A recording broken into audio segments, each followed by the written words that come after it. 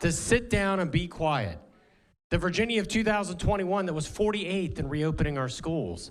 Kept our public schools closed, but our ABC stores open. Remember that, Virginia?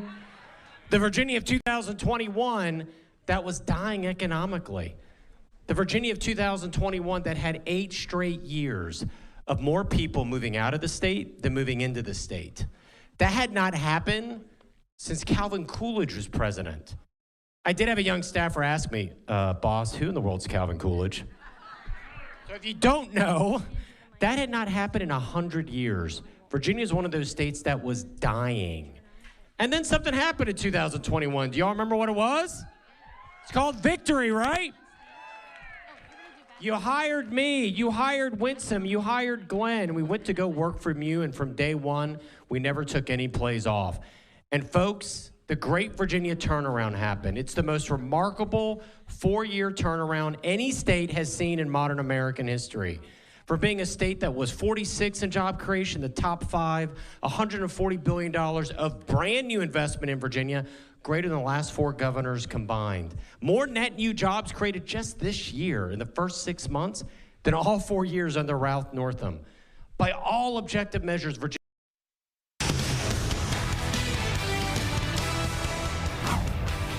The FBI halted a would-be terrorist attack, and they say businesses here in Ferndale were targeted. I'm Lauren Edwards with how they're coping next. Time tomorrow night, we will know who Detroit's next mayor will be. I'm Dave Kinchin, talking to political and business leaders about what the next 4 years could look like. Next. I'm meteorologist Rich Ludeman. It was cloudy with a few light showers this morning. Then it was a bright, blustery afternoon. We have more changes, including a dry Election Day forecast. We'll check it all for you just ahead. Working for you. Fox 2 News at 10 starts now. And good evening, everyone. I'm Taryn Asher. Tonight, we'll tell you about the FBI stopping a terror plot just in time, foiling what they say could have been a deadly attack in Ferndale. The suspects charged in federal court today, where we learn more about their alleged crimes. And Fox 2's Lauren Edwards is live in Ferndale, where the feds say they were planning a mass shooting. And people, I'm sure, are uneasy there right now, Lauren.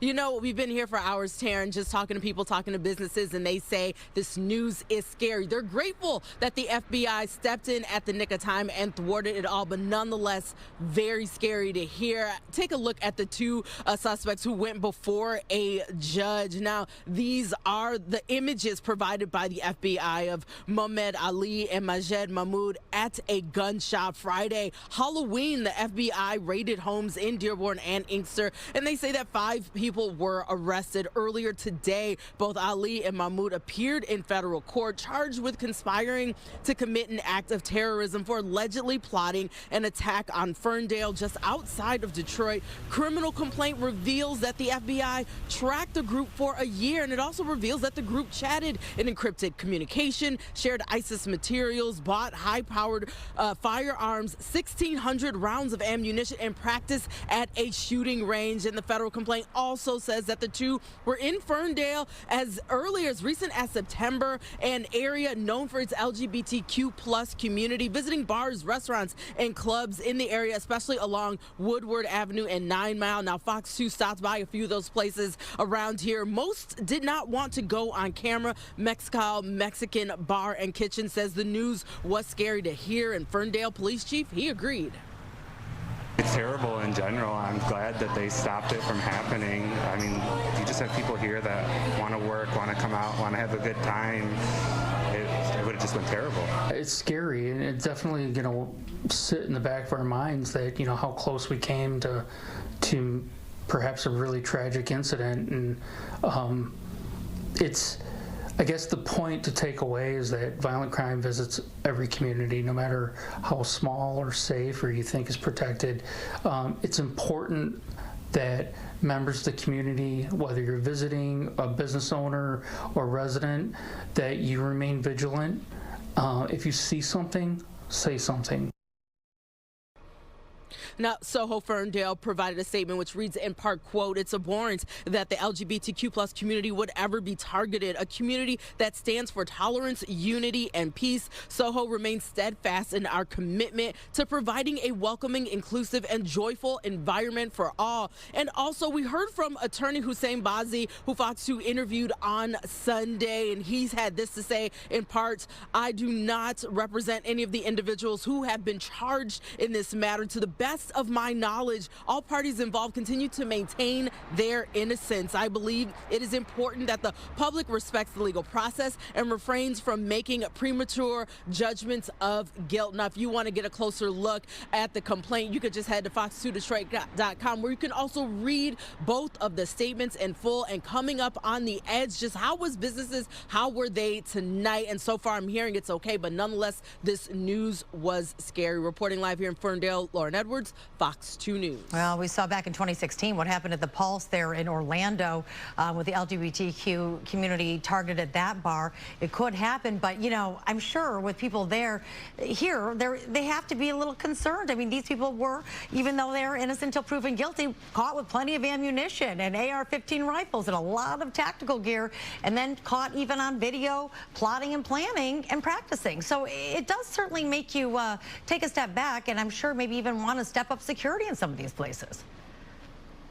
Taryn, it's absolutely concerning. So many people saying that, business owners, the ones who can even go on camera, said it's very scary just to know that they canvassed the area, drove around, even went to some of these establishments. But again, one thing they emphasize is that Ferndale will always be a place of inclusivity, and it will always be welcoming to all and safe. No, that's certainly the bright spot in all of this. Thank you, though, Lauren, for that report. All right, well, switching gears here. Old Man Winter making an appearance early in upstate New York. Whoa. This video taken from Long Lake, New York over the weekend. And forecasters say November's snowfall is not unusual for that area. It's not unusual for us either. No, it's not. and we're in November now, yeah. So, you know, things can change quickly. In fact, we have some colder air coming our way for the weekend ahead.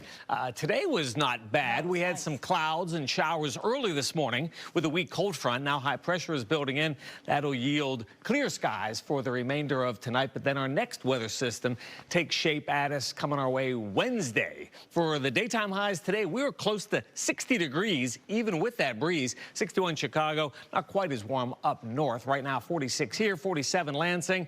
Not terribly cold out there. 48 tonight in Port Huron. Here's our forecast for all of southeast Michigan. Mostly clear, cool and dry. On average, we'll get down to 36. And then tomorrow is going to be dry for Election Day. Once again, we're going to be near 60 degrees tomorrow. Then changes late this week into the weekend, Taryn. We'll show you that 7-day coming up in 20. Thanks, Rich. Well, Detroiters will head to the polls tomorrow to choose their first new mayor in more than a dozen years. Voters will decide between City Council President Mary Sheffield or Triumph Church Pastor Solomon Kinlock. The winner will replace outgoing Mayor Mike Duggan, who has endorsed Sheffield. We spoke to former mayoral candidate Todd Perkins earlier today on Fox 2 Detroit Live, and he says he really hopes the voters show up at the polls tomorrow. What's most important to me is getting behind that mayor, whoever's going to be mayor. And right now it looks like it's going to be Sheffield, you know, and I wish it was more competitive, but it looks like it's going to be Sheffield, and we have to get behind her to make sure that she has the resources, she has the access to us, and she has a pulse on what's needed. And Sheffield has had the upper hand in fundraising. She won over 50% of the vote in a crowded primary. She was also endorsed by two previous opponents, Sunteal Jenkins and Fred Hall. And this time tomorrow night, we'll likely know who Detroit's next mayor will be. Fox News' Dave Kinchin joining us live now from City Hall with the latest on this race. And they've really been out there, you know, campaigning till the very end.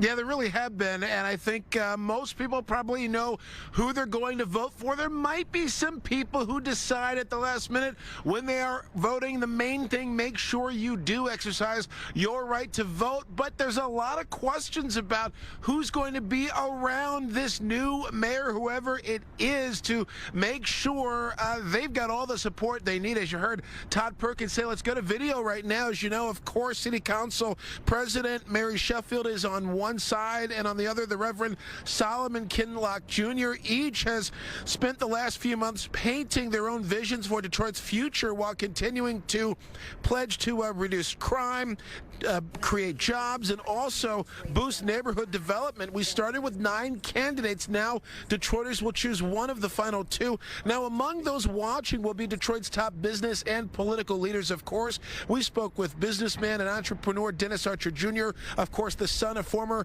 Mayor Dennis Archer, and former City Councilwoman Sheila Cockrell, to get their thoughts.